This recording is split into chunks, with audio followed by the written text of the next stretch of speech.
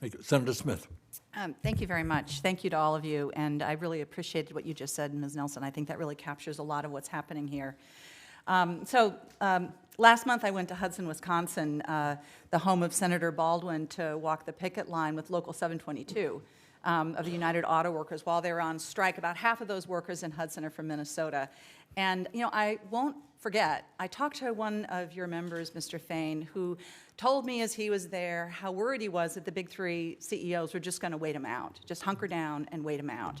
But then he said, you know, it's scary, but sometimes you have to stand up for what you believe in, for what you know is right, and it is not right that these companies are making billions of dollars in profit while the people whose labor is producing that profit can't even afford to buy one of the cars that they make. And so it seems to me that what hurts our economy is the concentrations of power and wealth that means that only a handful of people are doing well while regular middle-class people are struggling to pay for childcare and maybe buy a house or take a vacation, which is, you know, something that everybody wants to do.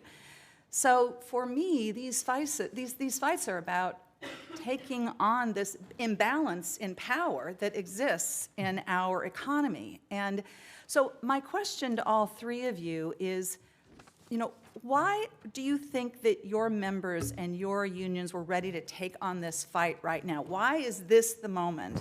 For years, Americans have been dealing with this imbalance of power and struggling, watching the rich get richer while everybody else is just trying to figure out how to hold it together. Why do you think this has been the moment? Thank you. It's a great question. And you know, and that's one thing I want to, I guess, elaborate more deeply on. You know, contrary to the thug label that some people like to put on us, I want to be clear about this. We want businesses to succeed. Right. It does us no good to kill a business. That doesn't do our members any good. It doesn't do anything for jobs. We want business to succeed. But it can't, we're not going to let it succeed at the expense of the workers. And that's the problem globally and in this country, is there is such a giant chasm between rich and working class now, and it's got to change. So, you know, I think our members, everything we've done resonated well with them this time, just from the fact that not just UAW members, not just union members, working class people in this country, in this world, are fed up. Mm-hmm. They're fed up with falling further and further behind, scraping to get by, and the dollar not going anywhere as far as it used to go, and conditions just keep getting worse. So I think, you know, we ran a contract campaign to get our members engaged on the issues and to make sure everyone understood what the battle was. And we were very transparent with our communication throughout this process, something our leadership hasn't done in the past. We gave weekly updates to the membership, and not just the membership, the whole world. It seems to me you were really building a strong collaboration with your members. This wasn't Yes. I mean, this was not a top-down kind of a thing. Yes. It was a grassroots. It's a member-driven. Right. The one thing we wanted to change when I took over as president was I want this to be a member-driven union, not a top-down oligarchy where I just bark orders and expect people to follow. The members run this union now, and that's how a union should be. Would Mr. O'Brien or Ms. Nelson like to? You're in a slightly different place, Ms. Nelson. But why do you think this moment is sort of the moment that is galvanizing this organizing and this change? Well, I think, speaking for the Teamsters Union, we represent 1.3 million members that are airline pilots to zookeepers and everything in between. So we have a very diverse membership.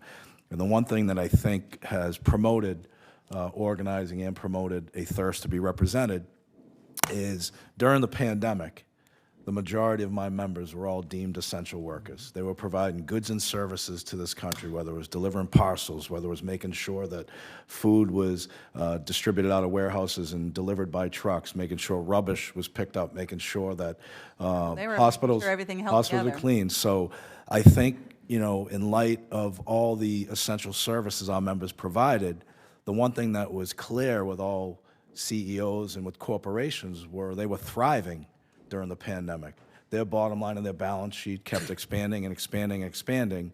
And I think our members, you know, obviously not naive to the fact and how much these corporations are making, wanted to be rewarded for their hard work, rewarded for putting their lives in jeopardy. Some lost their lives, putting their families in jeopardy, sacrificing time at home to make sure that we provided supply chain and essential goods and services country. So I think that's one of the reasons why there's such an appetite and thirst to take a piece of that pie, so to speak. Ms. Nelson, really quickly, before Chair Sanders gavels us both, why do you think this is the moment for flight attendants and the people that you represent? Yeah. Flight attendants often are at the tip of the sphere of anything happening socially or politically in this country. And what we saw was people coming onto our planes before the pandemic and walking through first class, where the bigger seats are, and then walking to the next set of economy seats that are maybe have more room. And as they get further and further back, their knees are up at their chin, and there's no room for their bag. You might be lucky if you get to sit your rear end in the plane. So we saw that the entire American public was really experiencing this very shared experience across industries about the way that the productivity had been moved to Wall Street, that more and more of people's time was being taken from them, that they can't make ends meet, that they can't travel to their place of work. And then the pandemic came, and what they saw was that workers on the front lines were not only seen as a line item, they were seen as disposable. Right.